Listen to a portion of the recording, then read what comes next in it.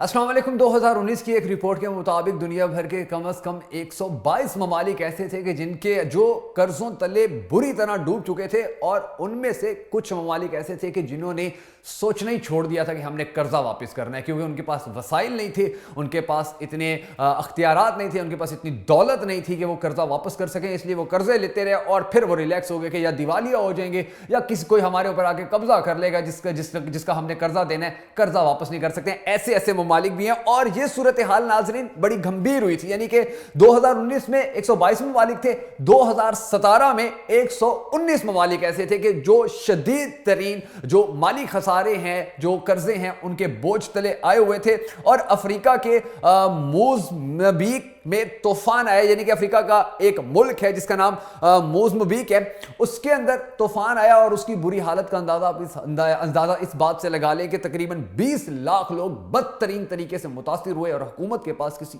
एक बंदे को देने के लिए टेंट या देने के लिए खाना या अद्वियात या उनकी मदद करने के लिए या उनके घर दोबारा बनाने के लिए कुछ भी करने को उनके पास नहीं था। इतनी हालत दुनिया के ममालिक की जो है, इस हद तक भी हालत उनकी खराब होती रहती है। इसी तरह चीन ने 2000 से लेकर 2017 तक इन अफ्रीकी ममालिक को बेशुमार कर्जे भी दिए, बहुत ज्यादा, मगर उसके बाद भी वो, यानी कि उनकी जो गुर्बत है वो गुर्बत खत्म नहीं हो सकी थी। और इसी तरह कर्ज के अंदर डूबे हुए जो ममालिक हैं, उनमें से एक मुल्क अर्ज़े वतन पाकिस्तान भी है, जिसके ऊपर कर्जे बेशुमार हैं हमारे ऊपर। और हमारे यहाँ पर तो बड़ा कहा भी जाता था एक दूसरे को, अब भी कहा जाता था कि हमारे यहाँ के जो बच्चे हैं जब वो पैदा होते हैं तो वो पैदा होते ही वो कर्जदार होते हैं, और ये कर्जा जो ख़त्म हो जाना चाहिए था वक्त के साथ साथ, जो हमारी मुसीबतों का हल होना चाहिए था कि ये जब ख़त्म होता तो हमारे परेशानी, हमारी जो माशी परेशानियाँ हैं शहरियों की, मुल्क की, वो ख़त्म हो जाती। मगर अफसोस का मकाम यह है कि ये पिछले 2 साल के दौरान मुसलसल बढ़ा है। जी, ये पिछले 2 साल के दौरान कर्जा हमारा मुसलसल बढ़ा है। हालांकि हमारी जो हुकूमत है उसके यही दावे और यही वादे थे कि हम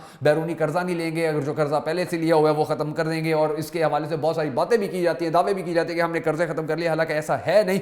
2018 में पाकिस्तान के ऊपर तकरीबन 24.9 ट्रिलियन रुपए कर्जा था, और यह कर्जा वक्त के साथ साथ 36.4 ट्रिलियन तक चला गया है। और इसके बाद आने वाले वक्त के अंदर मजीद भी बहुत सारे ऐसे कर्ज हैं जो हुकूमत लेने का सोच रही है, और इन्हीं कर्जों की वजह से जो हमारे अब बच्चे पैदा हो रहे हैं, जो शहरी हम जिंदा हैं, जिस तरह हम पहले कर्जों के बोझ तले दबे हुए थे, इसी तरह अब हमारे ऊपर भी तकरीबन 2.25 लाख का हर शहरी पाकिस्तान का जो 2.25 लाख का मकरूज हो चुके हैं। और इसके हवाले से अब तक हुकूमत के जो अखराजात हैं वो भी बड़े हैरत अंगेज तौर पर बड़े, यानी कि उन्होंने जो अखराजात जारी किए हैं, हुकूमत सूबाई और वफाकी हुकूमतों के जो जारी करदा अखराजात हैं वो गुज़िश्ता 28 साल में सबसे ज्यादा हैं। 2019 और 2020 के अंदर वो सबसे ज्यादा हैं। मगर उसके बावजूद भी, यानी कि वो अखराजात अगर अवाम के लिए उठाए गए थे, वो अगर अवाम की बेहतरी के लिए उठाए गए थे, तो उसके जो असरात हैं वो इंतहाई कम नजर आए हैं।